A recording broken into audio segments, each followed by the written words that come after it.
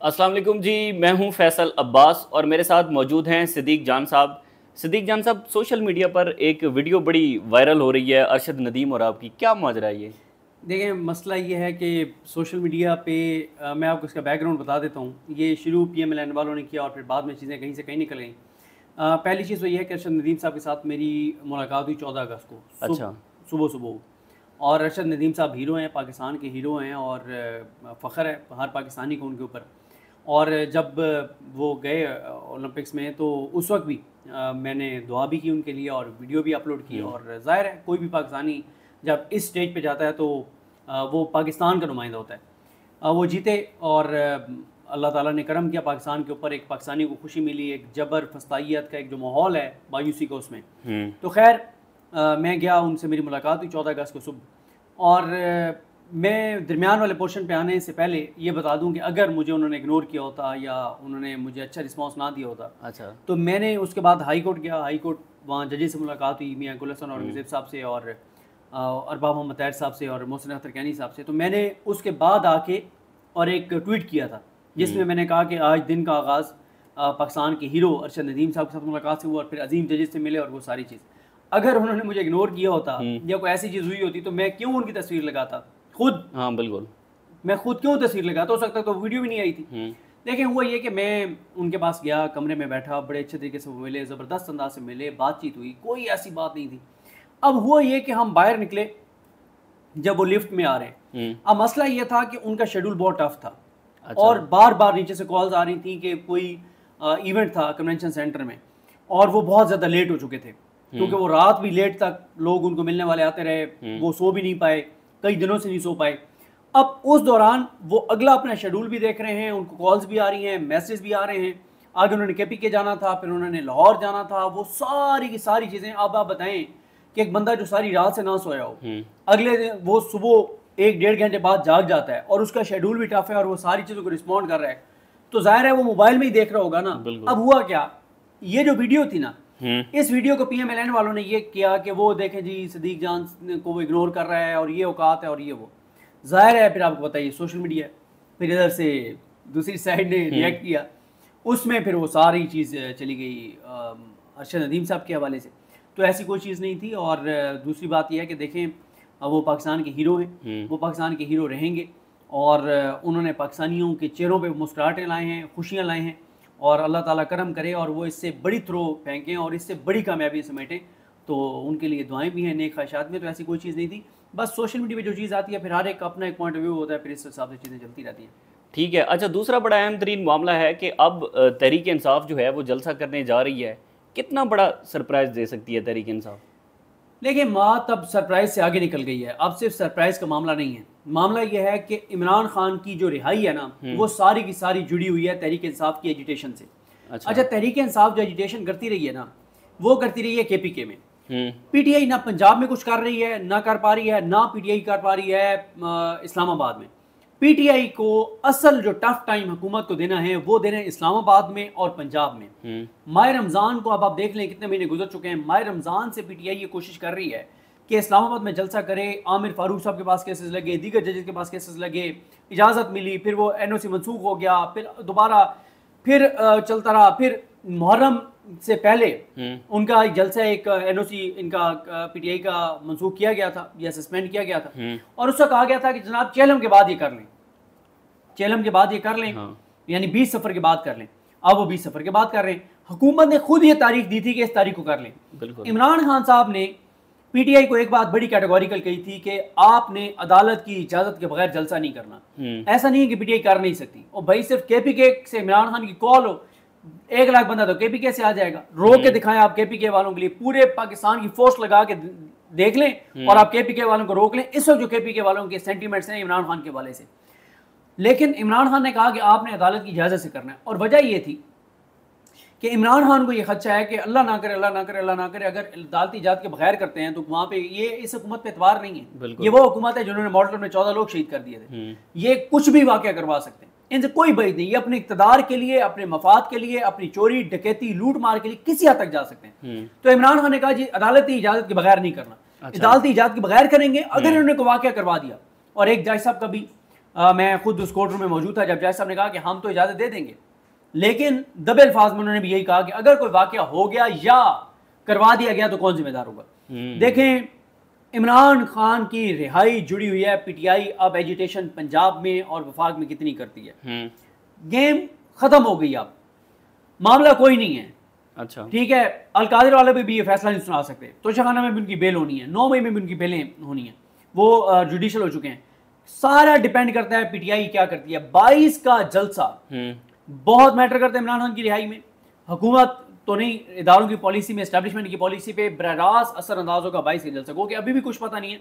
अभी हम जो वीडियो रिकॉर्ड कर रहे हैं पता चले, जब ये अपलोड हो रही हो या हो चुकी हो, उस वक्त पता चले जनाब कि उन्होंने फिर कोई नया कट्टा खोल दिया और फिर मनसूख कर दिया। हाँ बिल्कुल, या कोई नया ड्रामा। वैसे वो शरफजल मरवत ने 4-5 बजे जाना भी था, जो जलसा गाह है वहाँ का। बिल्कुल, तो बात ये है कि अब वो सनम जावेद वगैरह की जमानतें मनसूख की हैं, सनम जावेद की, अली हमजा, इन सारों की। देखें, आप जो मर्जी करें, लेकिन पीटीआई जो है ना, वो उनके कारकुन और इमरान खान के हामी तो ज़ाहिर निकलेंगे।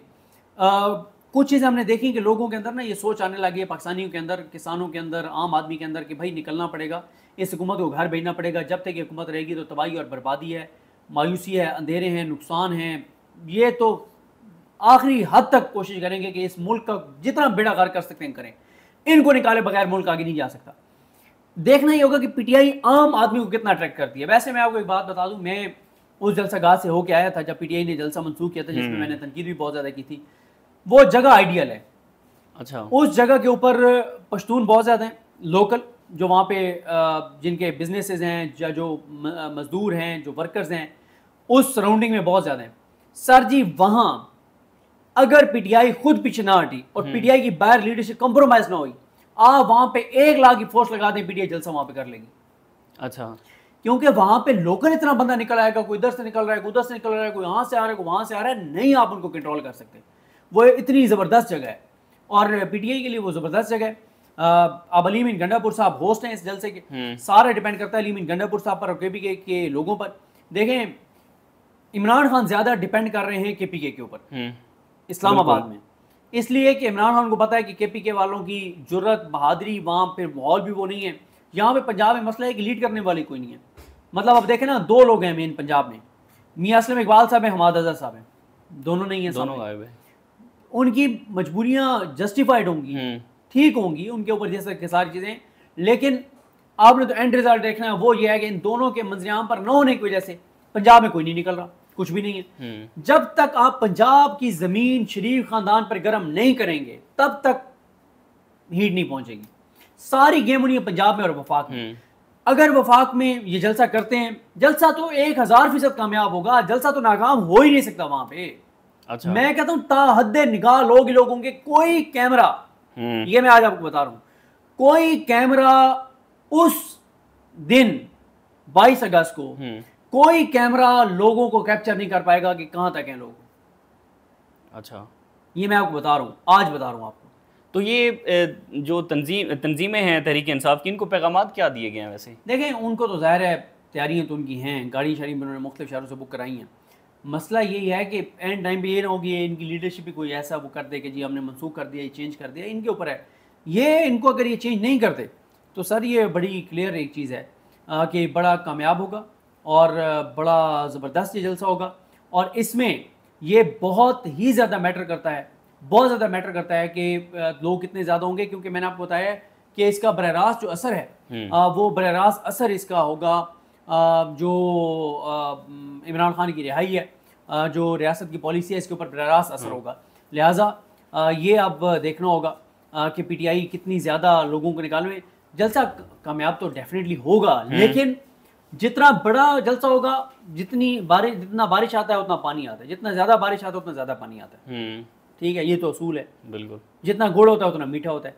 तो लिहाजा ये अब डिपेंड करता है इनके ऊपर, जितने ज़्यादा लोग होंगे रियासती इदारों पर उतना दबाव होगा इमरान खान के हवाले, प्रेशर जाएगा। और अगर ये ना उतना सक्सेसफुल कर सके जितना होना चाहिए, यानी लोग तो आने हैं, लेकिन मैं यही कह रहा हूँ कि जितने ज़्यादा ये लेके आएंगे ना, उतनी इमरान खान की रिहाई आसान हो जाएगी। तो ये अपने पंजाब की लीडरशिप के हवाले से बात की, तो फिर इनसे बेहतर तो शरफजल मरवत हैं, क्योंकि पहले हमने मुतअद्दिद बार देखा कि इस्लामाबाद प्रेस क्लब हो, डी चौक के हवाले से जब भी ऐलान किया गया जितनी भी रियासत ने अपनी मशीनरी इस्तेमाल की, उतनी रेजिस्टेंस करके मरवा साहब बंदे तो लेकर निकाल के ले आए थे। देखिए मरवा साहब ने बंदे सारे निकाले KPK में।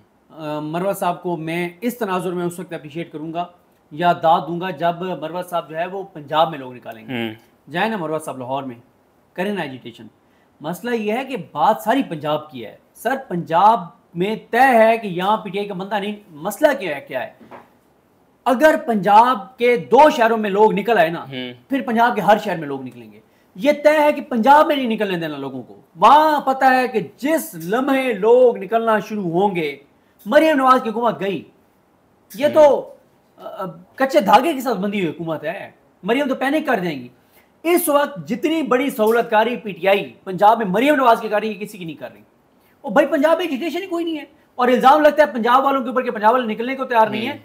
जरा देखें ये सनम जावेद कहां से, अली हमजा कहां से, यास्मीन राशिद कहां से, जाज चौधरी कहां से, उमर सरफराज चीमा कहां से, शाह महमूद कुरैशी कहां से, ये सारे पंजाब से हैं भाई। ये मिलिट्री कोर्ट में जो बंदे हैं सारे पंजाब के हैं। मसला ये नहीं कि पंजाब के लोग निकलना नहीं चाहते, पंजाब के लोग निकलना चाहते हैं, लीड करने वाला कोई नहीं है। PTI वाले घरों में बैठे हुए हैं। यहाँ हालत यह है कि अजहर मिशवानी के भाई की समाअत होती है तो इस्लामाबाद हाई कोर्ट में PTI का कोई बंदा नहीं आता। कहाँ इनके टिकट होल्डर, कहाँ इनके MNAs, कहाँ इनके MPs नजर आते हैं आपको कहीं ग्राउंड के ऊपर? सारे अयाशियां कर रहे हैं, मजे कर रहे हैं। इनसे को पूछे कि तुम लोगों को लोगों ने जो वोट दिया था वो इन अयाशियों के लिए दिया था, इसलिए दिया था कि तुम MNA बन के और पार्लियामेंट लॉजेस में रहो, इसलिए दिया था कि तुम MPs हॉस्टल में रहो, इसलिए कि तुम मजे करो। इनको लोगों ने वोट दिया था 3 चीजों के ऊपर। पहला दिया था कि इमरान खान को रिहा करवाएंगे, दूसरा दिया था कि जो बेगुनाह कैदी हैं उनको रिहा करवाएंगे, तीसरा उन्होंने इस निजाम की नफरत में दिया था। बिल्कुल कुछ भी नहीं कर रहे, मजे से बैठे हुए हैं। कोई MNA कोई MP आपको नहीं नजर आएगा। अभी लास्ट टाइम सवाबी वाले जलसे में सख्ती हुई तो ज्यादा ये बंदे लेके निकले। देखें दूसरा यह है कि आपको कितने MNAs MPs नजर आते हैं, टिकट होल्डर नजर आते हैं, जो आपको आवाम में जाते हुए नजर आ रहे हो, जो गुफ्तगू लोगों से करते हुए नजर आ रहे हो, जो डोर टू डोर कंपेन करते हुए नजर आ रहे हो। कोई चीज नहीं है। तो इस तरह से नहीं चल सकता। इसलिए मैं आपको बता रहा हूं इमरान खान के बाहर आने के बाद आज जो PTI के MNAs हैं, MPs हैं, जो ये टिकट होल्डर्स हैं, 50% तो कम अज कम है जिनके टिकट चेंज होंगे। अच्छा 50% MNAs MPs टिकट होल्डर्स के टिकट चेंज होंगे। ये देखें इमरान खान के नाम पे वोट पड़ा है, मजे में अयाशियां कर रहे हैं। कोई इनमें ऐसा नहीं है जो उस तरह से कर रहा हो। भैया आप ये किस तरह से आइडियल टाइम है कि आप किसानों के पास जाएं। अगर मुझे बताएं, अगर वीडियोस आ रही हों कि कोई MNA MPA कोई उम्मीदवार कोई टिकट होल्डर किसानों के पास बैठा है, पंजाबी में बात कर रहा है, सराइकी में बात कर रहा है, लोकल जुबान में बात कर रहा है, उनको बता रहा है कि देखें जी ये हुकूमत ने बड़ी ज्यादती की है, वो वीडियोस इंपैक्ट ही कोई और क्रिएट करेंगी। कोई मार्केट में जा रहा हो, बाजार में जा रहा हो, ताजरों से मिल रहा हो, कोई तनख्वाहदार तबके से मिल रहा हो, कोई सरकारी मुलाजमीन से मिल रहा हो, कोई स्टूडेंट से मिल रहा हो, किसी यूनिवर्सिटी में हो, कॉलेज में हो, वो इमेजेस जो है ना वो बड़ा माहौल बना देंगे। गंदम का बहुत बड़ा मसला था किसानों के हवाले से। उसके बाद देख लें बाकी फसलों का भी।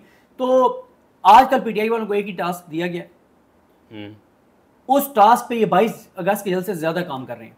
और वो टास्क दिया गया कि अपने स्टूडेंट को लगाम डालो, ISF को लगाम डालो, लगाम डालो। अच्छा। ये ना निकलने दो इनको पीछे धकेलो, इनको रोको, इनको पकड़ो। आजकल PTI की लीडरशिप जो बाहर है ना, उनमें से बहुत से किरदार इस चीज़ पे काम कर रहे हैं कि कैसे हमने लगाम डालने हैं अपने स्टूडेंट्स को, इनको पीछे हटाना है और जाके उधर सफाइयाँ देनी है। सर हम तो नहीं, ये तो बस ऐसे ही बदतमीज़ लड़के हैं, बदतहजीबी कर रहे हैं, लेकिन आपने टेंशन नहीं लेनी, हम इनको नहीं निकलने देंगे। आजकल PTI की लीडरशिप इस चीज़ पे। ये बांग्लादेश मॉडल से कोई है मसला है? वो तो जाहिर है बांग्लादेश मॉडल तो जिनके खिलाफ होने हैं वो तो डरे हुए हैं ही, लेकिन वो किसके जरिए नाकाम बना रहे हैं? खुद PTI के लोगों के जरिए ISF को नाकाम बना रहे हैं। तो आजकल उसके ऊपर 22 अगस्त की तैयारियों से ज्यादा ISF को रोकने के ऊपर जो है वो तैयारी हो रही है। मैंने तो आपको चैलेंज दे दिया है, मुझे MNA MPs की दिखाएं कोई फुटेजेस वीडियोस जहाँ वो लोगों में गए हुए हों, जहाँ वो कहीं बात कर रहे हों, जहाँ पे वो स्टूडेंट्स को मोटिवेट कर रहे हों। ऐसी मैंने तो कोई फुटेज कोई ऐसी चीज़ नहीं देखी।